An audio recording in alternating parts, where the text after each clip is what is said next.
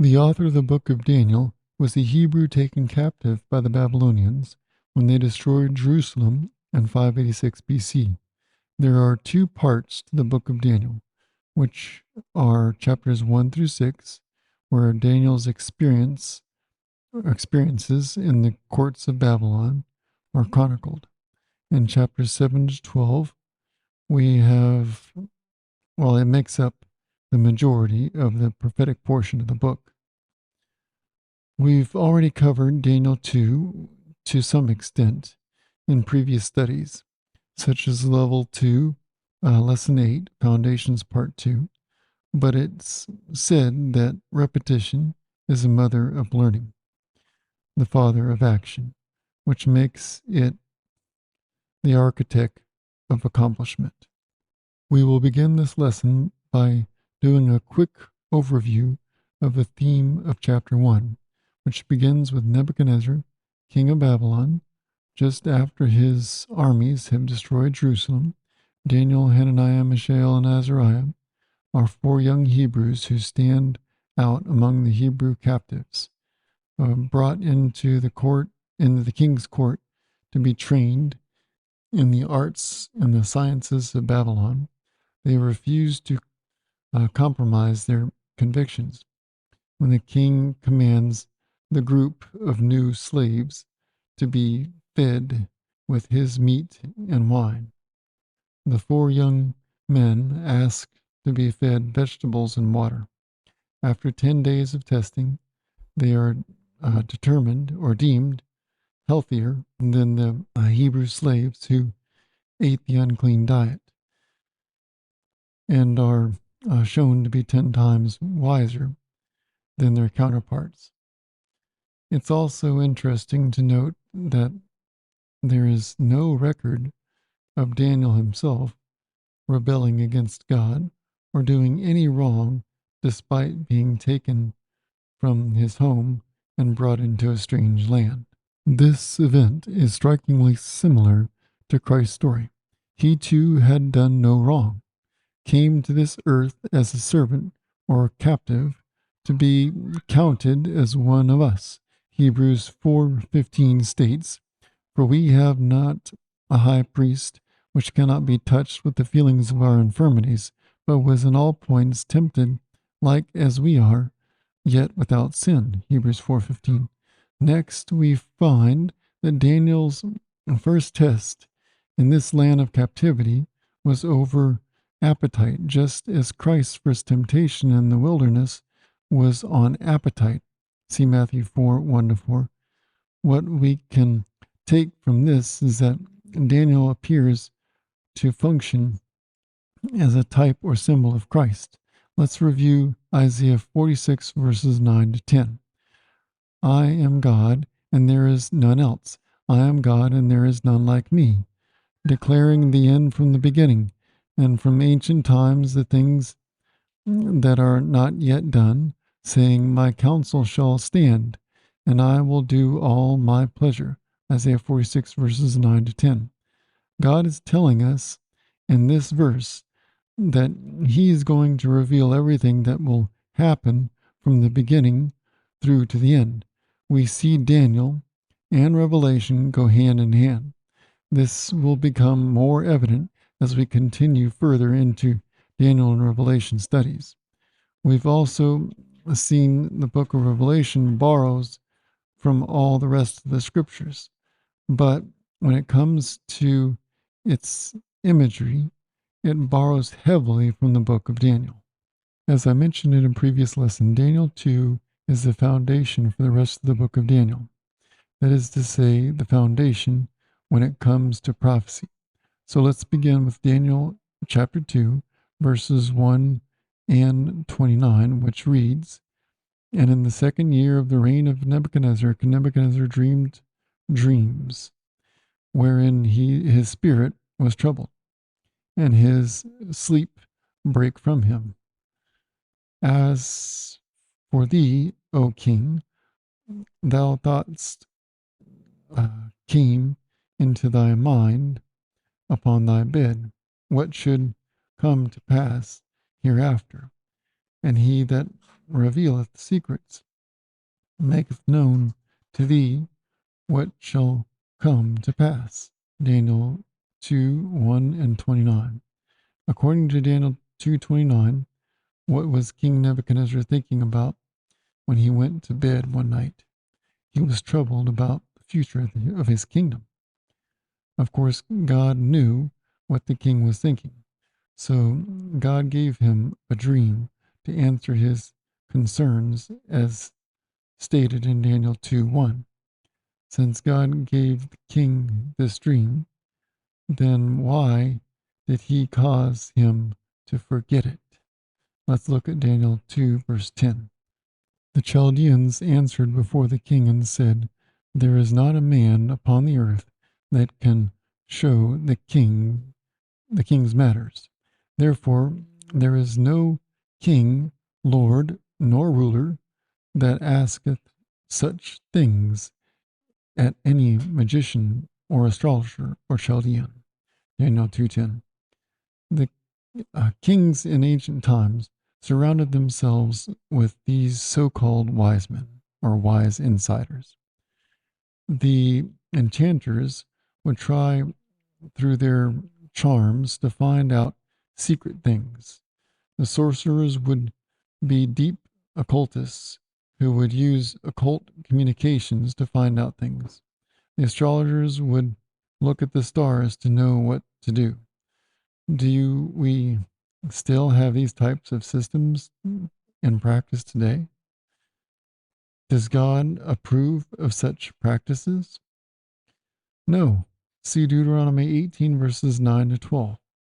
These Chaldeans were the top educated people who could find or who could not figure out or not find out what the dream meant, its interpretation. There can be no doubt that God intended to reveal the ignorance of the world's wise men, the incompetence of the wise men of Babylon was exposed, and the bankruptcy of their religious system exposed. According to Daniel 2:12-13, what did the king command should be done to the wise men who couldn't tell the king his dream or to give the interpretation? For this cause the king was angry and furious and commanded to destroy all the wise men of Babylon. That's verse 12. Verse 13, and the decree went forth that the wise men should be slain, and they sought Daniel and his fellows to be slain. Satan was working on the mind of the king to have all the wise men slain. But why would Satan want his followers dead? The reason is not hard to determine. You see, Daniel and his friends were among the wise men, though still in training. This is why Daniel was not initially aware of what had taken place. Notice in verse 1 of chapter 2 that this was taking place during the second year of the reign of Nebuchadnezzar. Also notice in chapter 1 verse 5 that the training was to go on for 3 years. God intended that through Daniel, these young men's steadfast faith in God would be revealed. Therefore, it was a risk for Satan to have them around. By killing them, Satan could put Daniel and his friends out of the way once and for all. The irony is that the king's death decree actually brought Daniel to the forefront. Why couldn't the wise men tell the king his dream? We find here a clear indication that Satan cannot read the human mind. If Satan had known what the king had dreamed, he would have revealed it to the wise men in a heartbeat. Only God could read the king's mind, and for this reason, he gave the king the dream in the first place. In Daniel 2:11, the wise men complain that none other that can show the king or show before the king except the gods whose dwelling is not with flesh. This was in contrast with the true God who became flesh and dwelt among us. Note John 1:14. In paganism, the gods delighted to conceal their knowledge from men. But according to Amos 3:7, the true God will do nothing, but he revealeth his secrets unto his servants, the prophets. Daniel did not employ forbidden methods to discover the future. Neither did he ask for money for a reward or for reward. He did not consult the signs of the zodiac, the crystal ball, or a spirit guide. Instead, he declared, or he desired, the mercies of the God of heaven concerning the secret, Daniel 2:18. Before continuing, let's step back to Daniel 1:17. Daniel had understanding in all visions and dreams, Daniel 1:17. And second, at the end of the days, Daniel 1:18. That end of the days was the end of the 3 years mentioned in Daniel 1:5. But prior to that, Daniel was recognized as being of an understanding in all visions and dreams, Daniel 1:17. What happened to gain him this recognition? Daniel 2:1 provides the answer. In the second year of the reign of Nebuchadnezzar, Nebuchadnezzar dreamed dreams. It was during the second year of Daniel's 3 years of training that the dream came to Nebuchadnezzar, with God providing the dream with the interpretation to Daniel. Again, that's why Daniel was not initially brought in when Nebuchadnezzar was asking his wise men for a revelation of his dream, because Daniel was still in training. Consider that if Daniel was already a part of the wise men, then he would have not been signed out with recognition, as he was, in this case, not yet being a part of the trusted wise men, fully educated in Babylonian practices. Stepping back for a moment to review, Daniel and his companions are faced with a death decree, since the king's current wise men were unable to reveal his dream. This situation naturally could have caused great anxiety for Daniel and his companions, but how did they react to this stressful situation? Verse 16 to 18 reveals that Daniel, after respectfully requesting time to give the interpretation, sought God in prayer with his companions. And how did God respond? Then was the secret revealed unto Daniel in a night vision. Then Daniel blessed the God of heaven. Daniel 2:19. Once Daniel was given this revelation, what was the first thing he did? Daniel answered and said, Blessed be the name of God forever and ever, for wisdom and might are his, and he changeth the times and seasons. He removeth kings and setteth up kings. He giveth wisdom unto the wise, and knowledge to them that know understanding. He revealeth the deep secrets, or secret things. He knoweth what is in the darkness, and the light dwelleth with him. I thank thee and praise thee, O thou God of my fathers, who hast given me wisdom and might, and hast made known unto me now what we desired of thee. For thou hast now made known unto us the king's matter. Daniel 2:20-23. The first thing he does is he thanks God for this wisdom, this answer, this revelation. He praises God for what he received. When we don't praise God enough for what he gives us, and he's the giver of all good gifts, note James 1:17, then we end up praising men and or ourselves. That's a selfish spirit. That's the spirit of the Antichrist. We must learn to praise God for all things, even the bad, because all things work together for good to them that loved God. Romans 8:28. In doing that, self will be removed, and our cause will not be our own, but God's. And for what purpose? That he, Christ, might be glorified. Isaiah 61 verse 3. Oh, that this might be the purpose of our lives.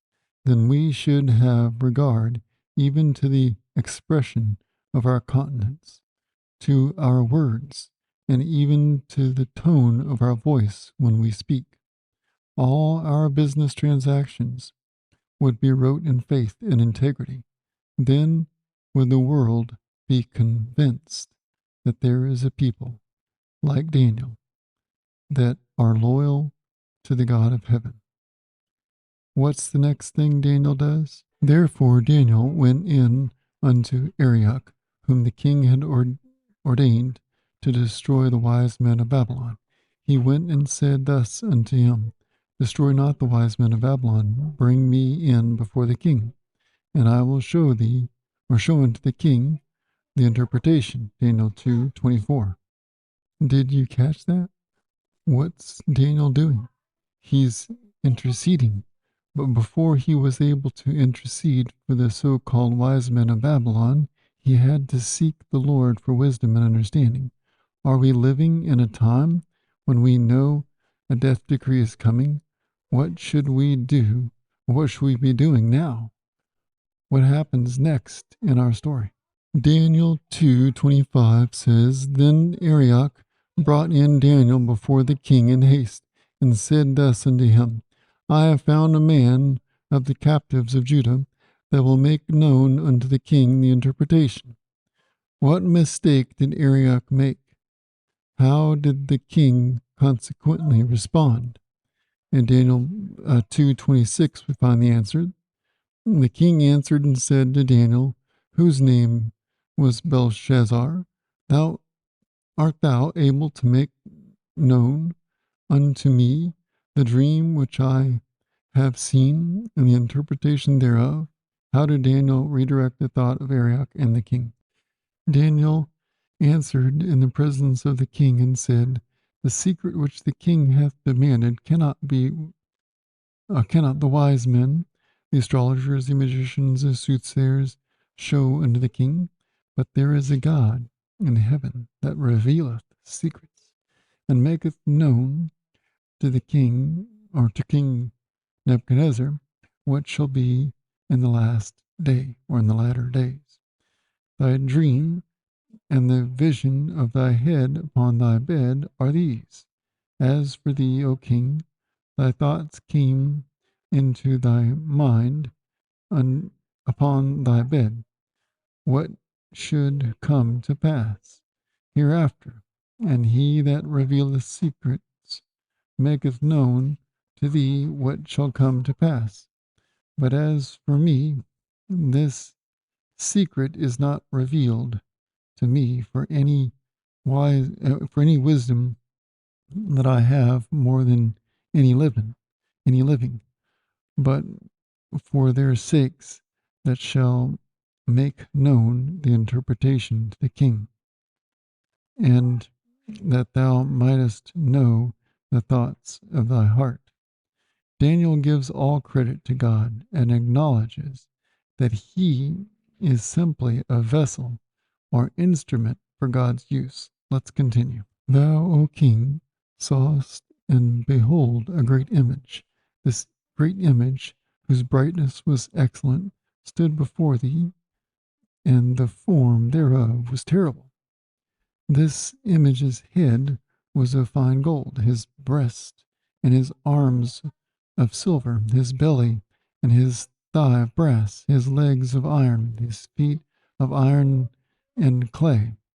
Thou sawest till that a stone was cut out without hands, which smote the image upon his feet that were of iron and clay, and brake them to pieces. Then was the iron, the clay, the brass, the silver, and the gold broken to pieces together, and became like the chaff of a summer threshing floors, and the winds carried them away, that no place was found for them. And the stone that smote the image became a great mountain and filled the whole earth. At this point, the king is in awe that Daniel was shown the very thoughts of the king's heart. Note that Daniel, a humble instrument, was not a great theologian, prophesier. In fact, he hadn't yet finished his Babylonian education. These are the kind of people who God is looking for at the end to give the last warning to the world. According to Daniel 2:21, the true God changes the times and the seasons. He removes kings and sets up kings. He gives wisdom unto the wise and knowledge to them that know understanding. Daniel 2:21. According to Daniel 2:37 and 38, who placed Nebuchadnezzar on the throne of Babylon? Thou, O king, art a king of kings, for the God of heaven hath given thee a kingdom, power, and strength, and glory. And whosoever the children of men dwell, the beasts of the field and the fowls of heaven hath he given into thine hand, and hath made thee ruler over them all. Thou art this head of gold. Daniel 2:37 and 38. Even though Satan stole man's dominion over the earth, this text makes it clear that God still rules and overrules in the affairs of men. Satan does not wield complete power and control. God is still the absolute sovereign over the earth, and his plans will be carried out. In his dream, King Nebuchadnezzar saw an image composed of several different metals. Then, as he watched, a stone struck the image on its feet, and the stone then grew until it became a mountain which filled the whole earth. What is represented by each part of the image? 1. Daniel told the king that the head of gold represents Nebuchadnezzar's kingdom. See Daniel 2:38. That's Babylon from 605 to 539 BC. 2. The breast and arms of silver represent another kingdom which arose after Babylon. Note Daniel 2:39. That was Medo-Persia from 539 to 331 BC. Number 3, the belly of bronze represents a third kingdom. Note Daniel 2:39, which was Greece from 331 to 168 BC. Number 4, the legs of iron represent a fourth kingdom. Note Daniel 2:40, which was Rome, which ruled from 168 BC to 476 AD. The 4 different metals of the image represent 4 successive world empires. Each of these kingdoms were anti-God kingdoms. Notice what the image is of. It's the image of a man. Could Daniel 2 be showing us the results of rejecting Christ in our personal life? Also notice the image starts out as gold, but as you go on, it deteriorates in value. The longer we live life without God, the longer we reject Christ, we are devaluing ourselves. This image in Daniel 2 reflects the future of the man that rejects Jesus Christ. Notice also that there are 4 kingdoms represented here. The kingdom of the mind, gold, the heart, silver, the appetite and desires, brass, the kingdoms of our directions and path, iron. Why does this kingdom fall? And if a kingdom be divided against itself, that kingdom cannot stand. Mark 3:24.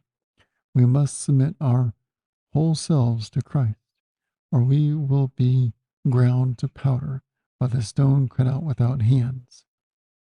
And whosoever shall fall on this stone shall be broken, but on whomsoever it shall fall, it will grind him to powder. Daniel 21, verse 44.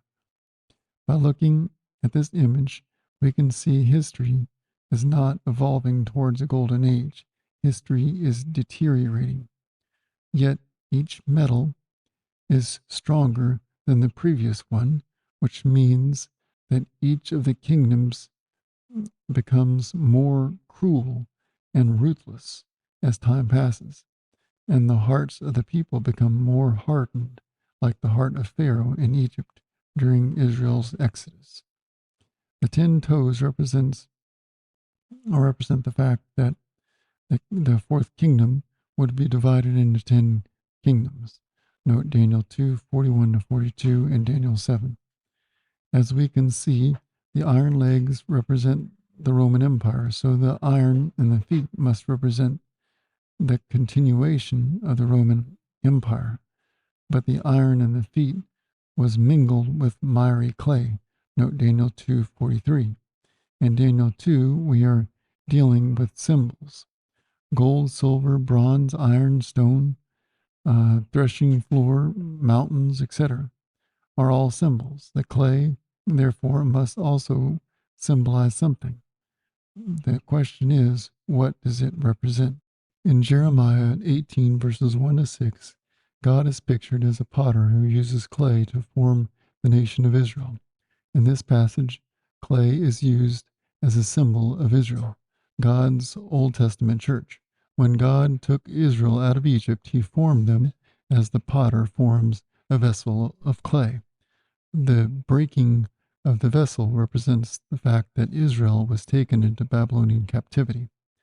The remaking of the vessel symbolizes God's act of taking Israel back to their land after the captivity.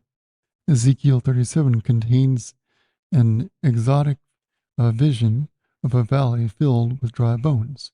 What is represented by the dry bones? Then he said unto me, Son of man, these bones are the whole house of Israel. Behold, they say, Our bones are dried, and our hope is lost. We are cut off for our parts. At this time, Daniel and many other Hebrews were captive in Babylon. Jerusalem had fallen twice, 605 and 597 BC. Jerusalem was destroyed in 586 BC, and the future looked bleak. Yet God promised to resurrect the dry bones. The resurrection of the dry bones is to be understood in this context as the return of Israel from the captivity in Babylon. Significantly, Israel's reestablishment in the land is compared to bodies being resurrected and receiving the breath of life. In Genesis 2:7, God used the dust of the earth to form the body of man. This dust of the earth is identified as clay in Isaiah 64, verse 8. Christ formed the church, which is his spiritual body. See Colossians 1:18. As Christ formed the physical body of man out of physical clay and breathed into his nostrils the breath of life, so he formed his spiritual body out of spiritual clay and provided the Holy Spirit on the day of Pentecost. The Apostle Paul frequently compares the church with the body and its fragility with clay. See Romans 9:21. The clay mixture of the image then represents a union of the church with the political system of Rome. This is to say, after the Roman Empire was divided into 10 kingdoms, there was to be, among those kingdoms, a union of church and state, or ruling powers. This is exactly what happened. When the barbarian tribes invaded Rome from the north, the empire was fragmented into 10 kingdoms. and then the Roman Catholic Church ruled over these kingdoms for more than 1,000 years. True Christianity doesn't force people to convert via state power. So this mixing of church and state, such as we saw in the Dark Ages, can't work. Constantine tried to do it, or tried to make it work. Additionally, later in history, through intermarriage, the nations of Europe tried to mix, but it didn't work either. Also, remember that one cannot mix the gospel with secularism because it produces skepticism, which leads to atheism. And that attempted mixing of church and state during the Dark Ages is what later brought about atheism and the French Revolution. The last kingdom, stone or rock, is a symbol of Christ. 1 Corinthians 10:4 and or Matthew 21 verse 44. The mountain from which the stone was cut is the heavenly Mount Sion or Zion. See Daniel 2:45 and 1 Peter 2:6 and Isaiah 28 verse 16. The expression cut out without hands, Daniel 2:34, see also Mark 14 verse 58, means that the kingdom which God will set up is not of this world. Hebrews 9:11. In other words, it will be a kingdom set up supernaturally by God, not naturally by men. In Bible prophecy, mountains represent kings or heads, kingdoms. See Revelation 17 verses 9 to 10. This kingdom will sweep away all other human kingdoms and will last forever. See Daniel 2:44. Daniel 2 explains that Christ's kingdom will sweep away all the previous kingdoms like the chaff of the summer threshing floors. In Bible times, when the grain was threshed and thrown into the air, the wind carried away the chaff, so no waste remained. And the kingdom and dominion and the greatness of the kingdom under the whole heaven shall be given to the people of the saints of the Most High, whose kingdom is an everlasting kingdom, and all dominions shall serve and obey him. Daniel 7:27. Though the kingdom is given to the saints of the Most High, it is really Christ's kingdom, because all dominions shall serve and obey him, Christ. That is to say, Jesus is the heir of the world. But by accepting Jesus, we become fellow heirs with him. We could also say Christ is the head and the saints are the body. Because God knows history before it unfolds, see Isaiah 46 verse 10, he is able to guide it to the end he desires. If God can guide something as complex as history to its intended end, then he can certainly guide our life if we place it under his control. The purpose for prophecy is to convince us God can be trusted. He's trustworthy. Do you trust him? Do you want to submit your life fully to his control? The play and counterplay of history can be compared to a game of chess. On one side of the board is seated God, and on the other side is seated Satan. The movement of the pawns represents the events of human history. Satan is playing at a disadvantage because he must guess how God will play, while God already knows, he always knows, the moves that Satan will make. There is no chance that God can lose. All events of Daniel 2 have been remarkably fulfilled to the very letter. This must mean that the last great event of the prophecy, the setting up of Christ's everlasting kingdom, will also occur as announced. Nebuchadnezzar, represented by the head of gold, represents the then known world who God is reaching out to. It's interesting to note that the original language, Daniel 2:4, to the end of Daniel 7 was recorded in is not written in Hebrew, but Aramaic. Why? Because God has a message for the world, so he put it in the primary language of the time. Notice in verse 1 that this prophetic dream prevented the king from sleeping. Is the church of the last days, the church of Laodicea, said to be sleeping? If so, then why? Don't they have Bible prophecy?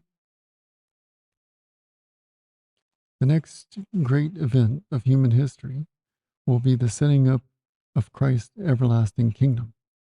We are living in the period of the toenails, but we will study more on that later.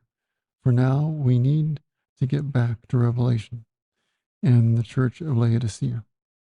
If you want to know what was happening in the feet of iron and clay that led up to Christ's coming, or Michael standing up, Daniel 7 will give the answer, but with different symbolism or different symbols. Do you realize that Daniel 1 had to do with appetite, just like Christ's first temptation in the wilderness was appetite? Genesis laid the foundation for history. Christ's wilderness experience laid the foundation for the rest of his ministry. Daniel 2, which has to do with the foot or stone issue, sounds a lot like Christ's second temptation in the wilderness, doesn't it? Cast yourself down, and angels will save you. Presumptuous act. Lest at any time thou dash thy foot against a stone. Matthew 4:6 and Psalms 91 verse 12. Do you know what Daniel 3 has to do with? Bow down and worship. Christ's third temptation in the wilderness. All these things will I give thee if thou wilt fall down and worship me. Matthew 4:9. We will get to all these connections and more later in our studies. For now, we're going to move on to a study of the church of the toes.